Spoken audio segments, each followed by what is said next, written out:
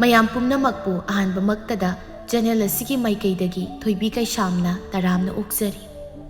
Ngasisu mahausagu mayamgidamakta yamna nungairaba Wari Macha ama puduna lakjari. Wari asibu ibirakpana Seema Ng sepam hausik mayamgi maphamda wari asi khudol tamjari mayam punna taminarasi. Thaina mamangai matam amada samu kauba khulakpa ama leirami. Samugi loinabigi mamingna Sanahal kaurami. Makoi anigi masanupa amasu leirami. Mamingna Sanatomba kaurami. Khulakpa samu asi mabuk phatlamde minungsi leiramde. Mana tauba thabakna chummi haina khanjarami. Lairaba Singbul taki tawoina taurami. Adubu Sanahal masanupa Sanatomba mabuk yamna pharami. Makoigi khul aduda sakhenbi kaubi masak matau yamna phajabi nupi ama leirami. Sanatombaga sakhenbiga nungsinarami. Sakhenbigi imungsi yamna warami. Sakhenbigi mapadi sakhenbina angang oiringaida leikhidri. Sakhenbigi mamagi maming Thaba kaurami. Mama masa khak leirami. Numidangi matamni sakhenbidu mangonda phi sari Thabasu imungdagi thoklai. Thabana masanupida yengduna asumna hairami. Bema sak sathoklu sila odana. Imahana sathokpiruro. Pise loigadaba khasik tangairi si loiraga sarage. Indom sa thambaldo hayeng ayuk kaithel satpa nangnaba phi lawba lakani haidana hairamani. Saba thakpa matam naidradi amuk narakani ko loisilo ima ngairage aduga punna sanaba. Thaba masana phi saribadu kang humbiri. Tanjaduda thoinudu insang thilaklami. Thoinu ubada Thabana asumna hairai. Thoinua nangdi numidang asida kanaga laiba. Idomja ikoi pabana nga leire adugi nga thongi ida sakhenbiga indomsa ka pijaning manada thilaklibani. Karigi thilaklibano nya noyedum sagidi haidadana. Sakhenbina noklaga mi masadi sel paibanina insang hawbaga yam saiko. Thoinu sugatuna ho sel paibagi na tibema pabana nga saninge haiduna leirakpani. Thabana adu thoinu nangbu nathanta laklibro ima thiluro. Yarani ma aikoi paba lakpani paba thongal dang hewi. Adri ma aikoi amu sakrege. Asi haiduna thoinu su sakre. Sakhenbi su phi sabadu loisinduna chakumda sangduna mama masa sak saminarami. Sak tokladuna lukhak sagumdu sengjilamlaga sakhenbidu phi amuk sarami. Thabasu masana phi saribadu sangli. Thabado amuk su uiri madu ubda sakhenbina mamada asumna hairami. Ima tumnaba taururo aisu phi phangdori phi si phanglaga changage. Yanida ima sungaige. Asi haiduna Thabadu tumningba khangduna masana phi saribadu ngaibirami. Numit adu masu haukhirami sakhenbidu nganta hogattuna thabak loisilami. Khulladuda masak phajabada thabak phabada sakhenbibu hainarami. Sakhenbi phi akakpa singdu puduna thambalgi mayumda laklami. Sakhenbidu sumangda leptuna thambalbu kaurami. Thambalsu imungdagi thoklai. Sakhenbi nang laklidana indom sase kaithel satnaba loisiluribani. Ado nangna purakliba phidubu kayano. Phi tarani domcha. Phi tarani haiba. O phare thanamo. Sieldi hore indom sana kaithel kumlaklaga oina pirage. Hoya indomcha. Adudi ayamu satnaba taurage. Oh so. Sakhenbi su satkirami. Nungtilgi matamni sakhenbidu Sanatombaga asikpada unaduna wari sarami. Makoyani na wari sabadu yaibi na urami. Yaibi mathanta asumna haijay. Asibu khulakpagi amatta puksaba masanupa Sanatombadu natrage. Manida. Maga paminari sina lukrabi masa sakhenbidu natrage. Mani. Khulakpagi manakta satuna pawase hita tamdurage kumhaino ngaidawi. Asi khaladuna yaibidu khulakpagi mayumda laklami. Khulakpa magi asanba manai saurilga wari saduna leirami. Yaibi khulakpagi manakta sangduna. Khulakpagi isanupa Sanatombado singyada lukrabi masamaga wari sikhanadana lehaurin. Pausi khulakpada tamge haiduna ai lakpani. Khulakpa sauna. Kari aigi saga lukrabi masamaga singyada wari saduna lehawi haiba. Yaibi nangna tamliu pausi sumdi sumliko. Asumani khulakpa ay imit magna uzaraklabani. Nupido mama lukrabina yokpani. Imungdu yamna mathong sadabani. Yaibina khulakpada oida padaba kayama tamsilami khulakpadu mai hauna saurami. Nupidugi mamadi maming kari kawi. Thaba kaubani khulakpa. Thaba haiba. Chaurel, hausikmak nupidugi mayumda satuna mamaduga wari sarusi. Asumna khulakpaga saurelga dusu sakhenbigi mayum thiduna satkirami. Yaibidi haraurami. Ngasaidigi sanaribu waridu sanaraisu tarami. Sanare yam saung thoklaktuna. Yaibiya, nangna khalibasi karino. Isa nupana singyada nupi unaraga nangna mafam asida tamba laklibadi karigino. Khulakpi, nupidugi imungdo natay yamna sadaba. Sanatombaga nupiduga yengnabada nupido matik yamna sadi. Madu nangi nathau nate. Matung manaw yumsida amuk khana khongul tarpa yare satkhrasat. Sanarayna yaibibu talami yaibidu ikaibagi phaurami tumina satkirami. Sanaray wakhalda sumna khalami. Migi mayumda satkribadubu karibuk tawramdoino. Masingnaga phattabane wangang sangangnaga thibane. Sanaraydu kari thokadage khanbada mathwai wazarami. Khulakpaga magi asanba manai saurelgasu sakhenbigi yumda laklami saurelna. Yum masibu mi leibro leirabadi mapanda mukta thoklo. Thabasu mapanda thoklei. Khulakpaga magi asanba manai saurelga leptuna leiramadu ubada thabadu pakhatpadi phaurami. Asi thazadana khulakpana lairiba yumsida lenglakpabu kari leirabagi. Khulakpa sauna thabada yengduna. Sakhen bihari bu nupi masa si nangi nasa nupi ra. Mani khulakpa aigi sa nupi ni. Hey, lukrabi, natsa nupi du waro ne. Thaba ngakna. Khulakpa aigi sa nupi na kari tawramlabagi. Khangsin na da saga nuri. Aigi amatta poksaba isa nupa du nama nasa sangduna phana bu hotnaribdo. Khulakpa yingi makai oithok loi ne. Nasa nupi du di aigi yumgi minai oi phawu pamde. Khulakpa wafam adugi oirabadi ai kari isu khangdabani. Saubigan isa nupi waraksagi. Khulakpaga saurelga su satkirami. Thaba Mangolgi dari duda phamduna matha sana leini. Tanjaduda sakhenbidu ising puduna laklami. Thabana masanupi bu khamlami. Imagi sakhenbi nang amukta ngaiko.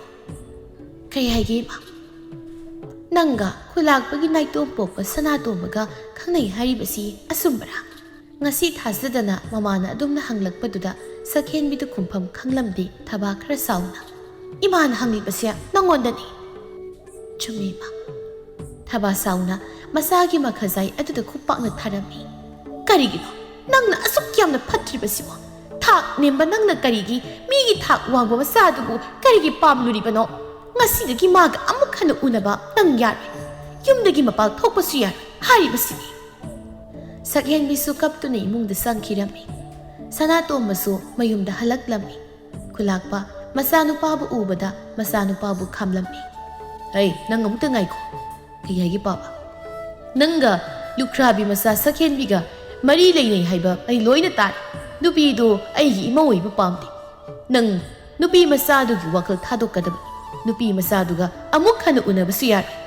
Baba, nacha sakhenbibu thadokpa ngamjaroi. Nasana sakhenbibu thamoi sengna nungsiruri. Khulakpa yam sauna. Kari nang nupi duga kainaba ngamlaroi. Adudi nang sukhang.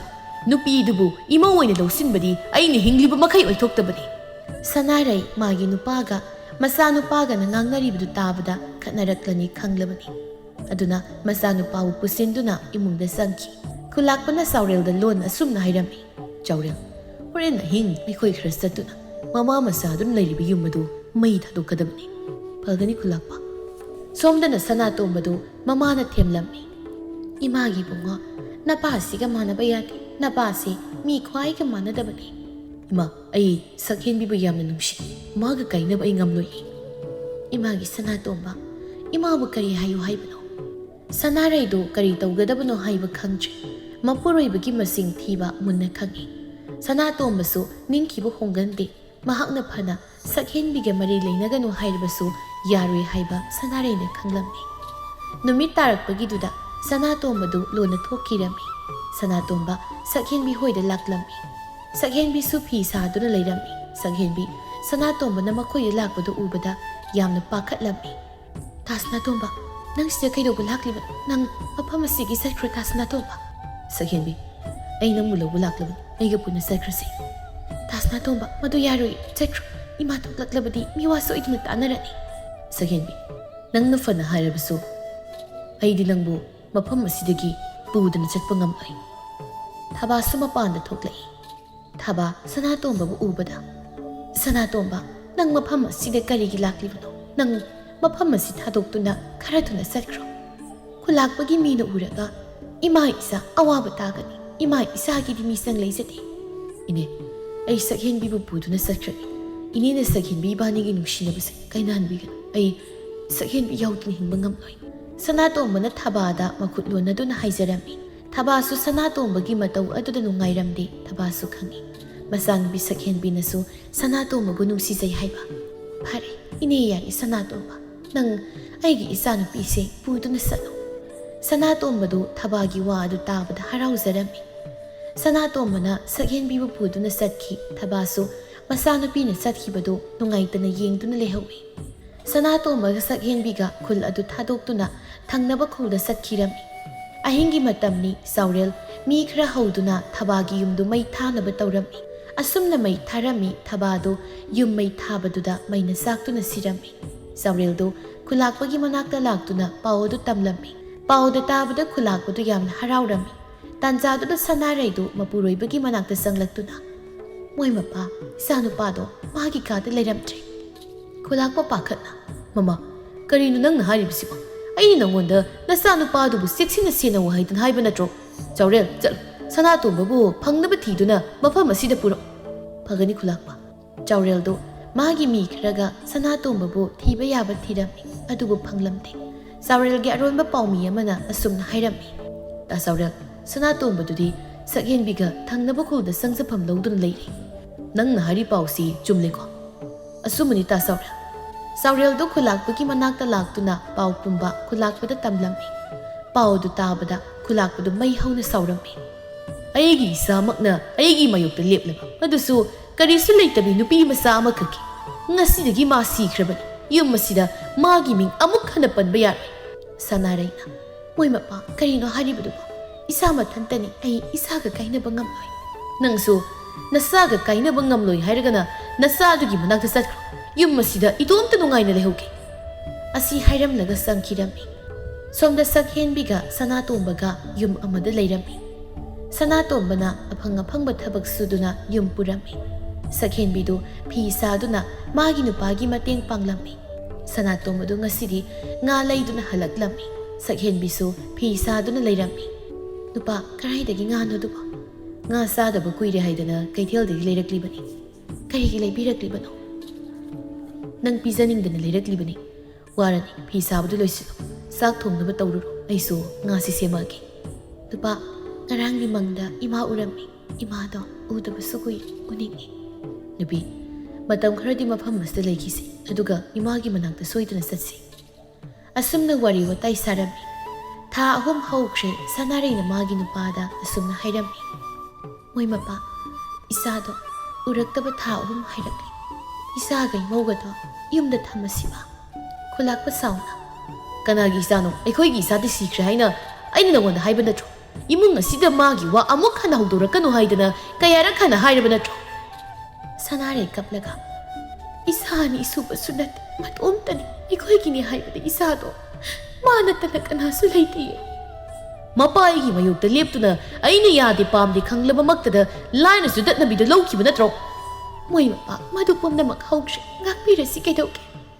"ꯃꯃꯥ, ꯑꯗꯨꯗꯒꯤ ꯋꯥ ꯃꯈꯥ ꯇꯥꯔꯛꯂꯕꯗꯤ ꯅꯪ ꯑꯣꯏꯅ ꯆꯩ ꯂꯥꯛꯀꯅꯤ." ꯊꯕꯥꯁꯨ ꯋꯥ ꯃꯈꯥ ꯇꯥꯔꯛꯈꯤꯗ꯭ꯔꯦ꯫ ꯅꯣꯡꯃ ꯁꯛꯍꯦꯟꯕꯤꯅ ꯏꯁꯤꯡ ꯁꯣꯛꯄ ꯆꯠꯄꯗ ꯃꯈꯣꯏ ꯈꯨꯜꯗꯒꯤ ꯑꯁꯪꯕꯤꯒ ꯊꯦꯡꯅꯔꯝꯃꯤ꯫ ꯁꯛꯍꯦꯟꯕꯤ ꯑꯁꯪꯕꯤꯕꯨ ꯎꯕꯗ ꯍꯔꯥꯎ ꯍꯔꯥꯎꯅ ꯀꯧꯖꯔꯝꯃꯤ, "ꯅꯪꯕꯨ ꯁꯛꯍꯦꯟꯕꯤ ꯅꯠꯇ꯭ꯔꯣ?" "ꯃꯥꯅꯤ ꯏꯗꯣꯝꯆꯥ, ꯏꯆꯥꯗꯤ ꯎꯗꯕ ꯀꯨꯏꯔꯦꯅꯦ, ꯅꯠꯇꯦ ꯅꯪꯕꯨ ꯅꯨꯡꯉꯥꯏꯔꯤꯕ꯭ꯔꯣ?" "ꯅꯨꯡꯉꯥꯏꯔꯤꯌꯦ ꯏꯗꯣꯝꯆꯥ, ꯑꯗꯨ ꯏꯗꯣꯝꯆꯥ ꯏꯃꯥꯗꯨꯕꯨ ꯀꯃꯥꯏ ꯇꯧꯔꯤꯒꯦ?"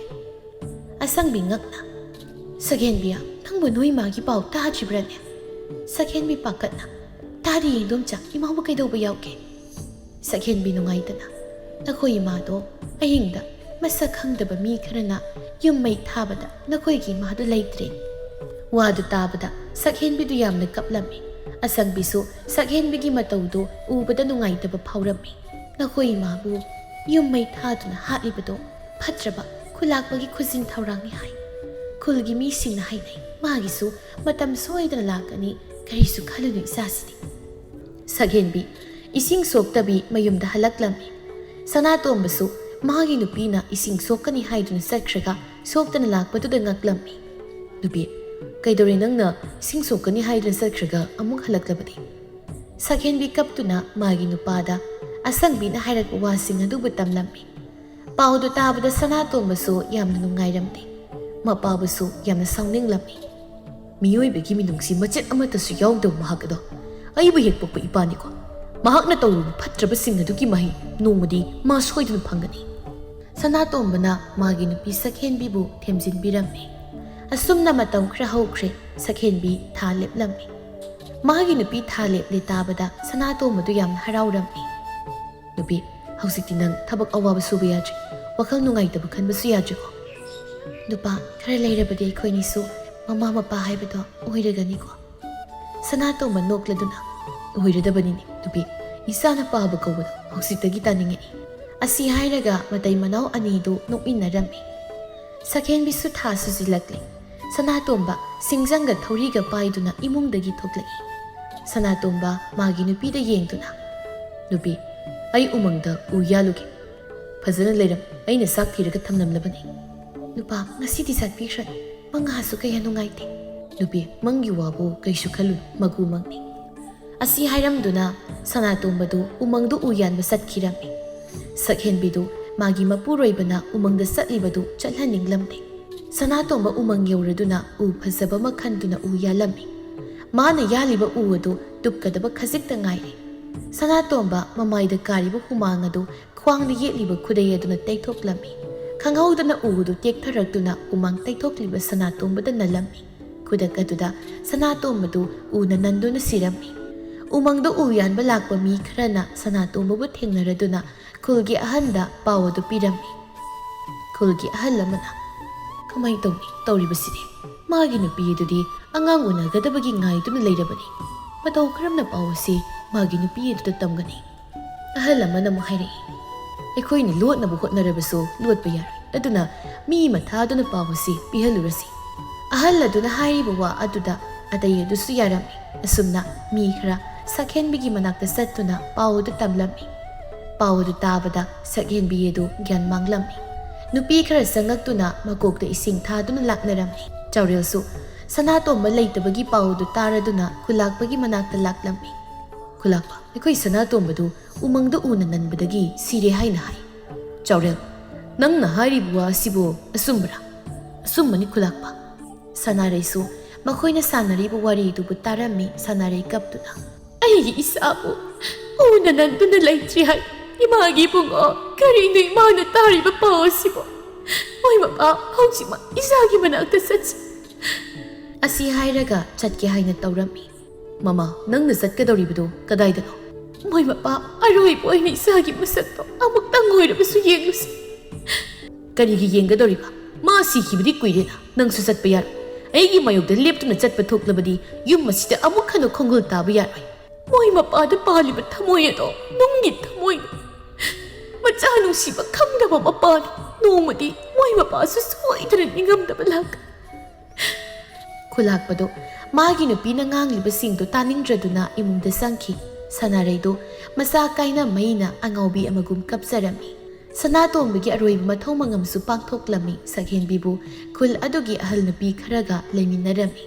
Saghenbido angang unabi mayoknabina masanupama unarami. Saghenbina masanupadugi ming Tompok kaurammi. Khulakpana lausal piba ngamdaba Tombabu magi manakta kaurammi. Tombasu laklammi. Karigino nang nausik phawba lausal pidi haina haribse. Khulakpa handakki lausal simatang lingakpi. Handakti ikang thoktana phawsi yamna thoktre. Lausan pidabasu yarai. Aduga aina haikiba phaw masing adudagi amata tabasu yarai. Khulakpana sanbiduna handakki lausal simatadi ngakpi. Mathangi sahida khulakpagi lausal soidana pizaki. Phaw khra lokpasi khulakpada pirabadi aigi nupi angangdi chara helani. Nangi nupi angang chara helani haiba natro phare. Chaurel magi mayumadu mai thadu. Khulakpagi wadu tabada Tomba khulakpagi makhong paiduna kaptuna haijarami. Khulakpa madumatadi tawbiga ai khulakpagi lausaladu soidana pizaki. Tanjaduna Sanareidu mapalda thoklai. Sanareina magi nupada yengduna asumna hairei. Moy mapa ꯃꯤꯉꯣꯟꯗꯒꯤ ꯂꯧꯁꯥ ꯂꯧꯔꯨꯗꯨꯅꯕꯨ ꯀꯔꯤꯕꯨ ꯀꯥꯟꯅꯗꯣꯏꯅꯣ? ꯏꯁꯥ ꯏꯁꯨ ꯑꯃꯠꯇ ꯂꯩꯕ ꯅꯠꯇꯦ. ꯃꯣꯏ ꯃꯄꯥꯒ ꯑꯩꯒꯅ ꯂꯩꯈꯤꯗꯕ ꯊꯣꯛꯂꯕꯗꯤ ꯂꯩꯔꯤꯕ ꯂꯧ ꯏꯪꯈꯣꯜ ꯃꯌꯥꯝꯁꯤꯒꯤ ꯃꯄꯨ ꯀꯅꯥꯅ ꯑꯣꯏꯍꯧꯒꯅꯤ?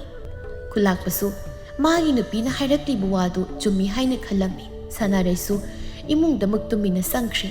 ꯆꯥꯎꯔꯦꯜꯅ ꯇꯣꯝꯕꯕꯨꯁꯨ ꯆꯠꯍꯟꯈꯤꯔꯝꯃꯤ. ꯆꯥꯎꯔꯦꯜꯅ ꯈꯨꯂꯥꯛꯄꯗ ꯑꯁꯨꯝꯅ ꯍꯥꯏꯔꯝꯃꯤ. ꯈꯨꯂꯥꯛꯄ, ꯈꯨꯂꯥꯛꯄꯤꯅ ꯍꯥꯏꯔꯝꯂꯤꯕꯗꯨ ꯑꯆꯨꯝꯕꯅꯤ. ꯁꯅꯥꯇꯣꯝꯕꯅ ꯂꯧꯔꯝꯕ ꯁꯛꯍꯦꯟꯕꯤꯗꯨ ꯃꯆꯥꯅꯨꯄꯥ ꯑꯃ ꯄꯣꯛꯂꯦ ꯍꯥꯏꯅ ꯇꯥꯏ. ꯈꯨꯂꯥꯛꯄꯒꯤ ꯏꯅꯤ ꯍꯥꯏꯕ ꯑꯉꯥꯡ ꯑꯗꯨ ꯈꯛ ꯉꯥꯏꯔꯦ. ꯑꯉꯥꯡ ꯑꯗꯨ ꯌꯨꯝ ꯑꯁꯤꯗ ꯊꯝꯕꯅ ꯐꯒꯅꯤ ꯍꯥꯏꯅ ꯈꯜꯂꯤ. ꯈꯨꯂꯥꯛꯄꯗꯨ ꯁꯥꯎꯒꯠꯂꯛꯏ. ꯆꯥꯎꯔꯦꯜ, ꯅꯪꯅ ꯍꯥꯏꯔꯤꯕꯁꯤ ꯀꯔꯤ? ꯃꯃꯥ ꯃꯆꯥꯗꯨꯕꯨ ꯌꯨꯝ ꯑꯁꯤꯗ ꯄꯨꯁꯤꯟꯗꯨꯅ ꯊꯝꯂꯣ ꯍꯥꯏꯅ ꯍꯥꯏꯔꯤꯕ꯭ꯔꯥ? ꯈꯨꯂꯥꯛꯄ, ꯅꯅꯥꯏꯅ ꯍꯥꯏꯕꯗꯤ ꯑꯉꯥꯡ ꯑꯗꯨ ꯈꯛ ꯍꯥꯏꯕꯅꯤ. ꯃꯃꯥ ꯑꯗꯨꯅ ꯃꯇꯧ ꯀꯔꯝꯅ ꯑꯉꯥꯡ ꯑꯗꯨ ꯂꯧꯒꯦ ꯍꯥꯏꯕꯗꯤ ꯌꯥꯔꯛꯀꯗꯧꯔꯤꯕꯅꯣ?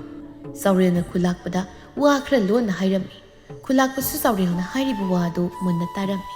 ꯃꯊꯪꯒꯤ ꯅꯨꯃꯤꯠꯅꯤ ꯈꯨꯂꯥꯛꯄꯒ ꯆꯥꯎꯔꯦꯜꯒꯗꯨ ꯊꯪꯅꯕ ꯈꯨꯜꯗ ꯂꯥꯛꯂꯝꯃꯤ. ꯁꯛꯍꯦꯟꯕꯤꯅ ꯂꯩꯔꯤꯕ ꯌꯨꯝ ꯑꯗꯨꯗ ꯂꯥꯛꯂꯝꯃꯤ. ꯁꯛꯍꯦꯟꯕꯤꯗꯤ ꯃꯀꯨꯕꯨ ꯎꯕꯗ ꯌꯥꯝꯅ ꯉꯛꯂꯝꯃꯤ. ꯈꯨꯂꯥꯛꯄ ꯀꯞꯇꯨꯅ, ꯏꯀꯨꯒꯤ ꯏꯕꯦꯝꯃ, ꯏꯀꯨ, ꯅꯈꯣꯏꯒꯤ ꯅꯐꯝꯗ ꯌꯥꯝꯅ ꯂꯥꯟꯈ꯭ꯔꯦ. ꯏꯀꯨꯒꯤ ꯉꯥꯛꯄꯤꯐꯝ ꯊꯣꯛꯇ꯭ꯔꯕ ꯏꯔꯥꯜꯁꯦ ꯏꯃꯧꯅ ꯑꯃꯨꯛꯇ ꯉꯥꯛꯄꯤꯔꯝꯃꯤ. ꯁꯛꯍꯦꯟꯕꯤ ꯅꯨꯡꯉꯥꯏꯇꯅ, ꯕꯥꯕꯥ, ꯑꯗꯨꯝꯅ ꯅꯃꯧꯗ ꯍꯥꯏꯕꯤꯒꯅꯨ. ꯅꯃꯧ ꯀꯔꯤꯁꯨ ꯈꯟꯖꯗꯦ. ꯏꯁꯨꯗꯤ ꯀꯗꯥꯏꯅꯣ? ꯏꯀꯨ, ꯏꯁꯨꯗꯣ ꯑꯃꯨꯛꯇ ꯄꯝꯒꯦ. ꯏꯃꯨꯡꯗ ꯇꯨꯝꯍꯧꯕꯅꯤ ꯕꯥꯕꯥ, ꯑꯩ ꯂꯧꯔꯨꯒꯦ. ꯁꯛꯍꯦꯟꯕꯤꯗꯨ ꯏꯃꯨꯡꯗ ꯃꯆꯥꯕꯨ ꯂꯧꯕ ꯆꯪꯈꯤ. ꯁꯛꯍꯦꯟꯕꯤ ꯑꯉꯥꯡ ꯑꯗꯨꯕꯨ ꯄꯝꯗꯨꯅ ꯊꯣꯛꯂꯛꯏ. ꯈꯨꯂꯥꯛꯄꯅ ꯃꯁꯨꯗꯨꯕꯨ ꯄꯝꯂꯝꯃꯤ. ꯏꯁꯨ ꯑꯁꯤꯗꯤ ꯑꯣꯟꯊꯣꯛꯅ ꯅꯨꯡꯁꯤꯈ꯭ꯔꯦꯗ. ꯏꯁꯨ ꯑꯁꯤꯕꯨ ꯃꯃꯤꯡꯗꯤ ꯀꯔꯤ ꯊꯣꯟꯕꯤꯔꯕꯒꯦ? ꯕꯥꯕꯥ, ꯃꯥꯅ ꯍꯤꯡꯂꯤꯉꯩ ꯄꯥꯔꯤ ꯊꯣꯟꯕ ꯄꯥꯝꯖꯔꯝꯃꯦ ꯍꯥꯏꯗꯨꯅ ꯄꯥꯔꯤ ꯊꯣꯜꯂꯦ. ꯑꯁꯤ ꯍꯥꯏꯔꯒ ꯁꯛꯍꯦꯟꯕꯤꯗꯨ ꯃꯃꯤꯠꯇꯒꯤ ꯃꯄꯤ ꯇꯥꯔꯛꯏ. ꯀꯔꯤꯒꯤ ꯀꯞꯂꯤꯕꯅꯣ ꯏꯃꯧ ꯏꯕꯦꯝꯃ? ꯀꯞꯀꯅꯨ. ꯏꯃꯧꯅ ꯀꯞꯂꯒ ꯏꯀꯨ ꯅꯨꯡꯉꯥꯏꯇꯦ. ꯏꯁꯨꯕꯨ ꯃꯄꯨ ꯑꯣꯏꯅ ꯃꯄꯥꯒꯤ ꯑꯋꯥꯠꯄ ꯂꯩꯍꯜꯂꯣꯏ. ꯅꯃꯥꯅ ꯆꯥꯇꯪ ꯈꯨꯜ ꯑꯁꯤ ꯂꯩꯕꯗ ꯏꯀꯨ ꯅꯨꯡꯉꯥꯏꯇꯦ. ꯏꯀꯨꯅ ꯂꯥꯛꯂꯤꯉꯩ ꯑꯁꯤꯗ ꯄꯨꯟꯅ ꯆꯠꯈ꯭ꯔꯁꯤ. ꯅꯅꯦꯝꯅꯁꯨ ꯃꯁꯨ ꯎꯅꯤꯡꯉꯦ ꯍꯥꯏꯗꯨꯅ ꯁꯣꯟꯗꯨꯅ ꯑꯗꯨꯃꯛ ꯂꯩꯔꯕꯅꯤ. ꯕꯥꯕꯥ, ꯅꯃꯧꯕꯨ ꯋꯥꯔꯧꯕꯤꯒꯅꯨ. ꯌꯨꯝ ꯑꯁꯤ ꯃꯍꯥꯛꯅ ꯋꯥꯅ ꯁꯥꯔꯝꯕꯅꯤ. ꯑꯗꯨꯅ ꯅꯃꯧ ꯌꯨꯝ ꯑꯁꯤ ꯊꯥꯗꯣꯛꯇꯨꯅ ꯆꯠꯄ ꯉꯝꯒꯗꯕ ꯃꯥꯟꯗꯦ. ꯅꯃꯧ ꯃꯐꯝ ꯑꯁꯤꯗ ꯑꯗꯨꯃꯛ ꯂꯩꯔꯒꯦ. ꯏꯀꯨꯕꯨ ꯍꯧꯖꯤꯛ ꯐꯥꯎꯕ ꯋꯥꯔꯧꯔꯤꯕ꯭ꯔꯅꯦ? ꯑꯍꯜ ꯑꯣꯏꯔꯕ ꯁꯣꯜꯂꯕ ꯑꯩꯈꯣꯏꯒꯤꯗꯤ ꯅꯃꯥ ꯅꯆꯥ ꯅꯠꯇꯅ ꯀꯅꯥꯁꯨ ꯂꯩꯇꯦ. ꯈꯨꯂꯥꯛꯄꯅ ꯃꯃꯧꯕꯨ ꯊꯦꯝꯂꯝꯃꯤ. ꯁꯛꯍꯦꯟꯕꯤꯁꯨ ꯌꯥꯔꯝꯃꯤ. ꯑꯁꯨꯝꯅ ꯍꯤ ꯇꯣꯡꯗꯨꯅ ꯂꯥꯛꯂꯝꯃꯤ.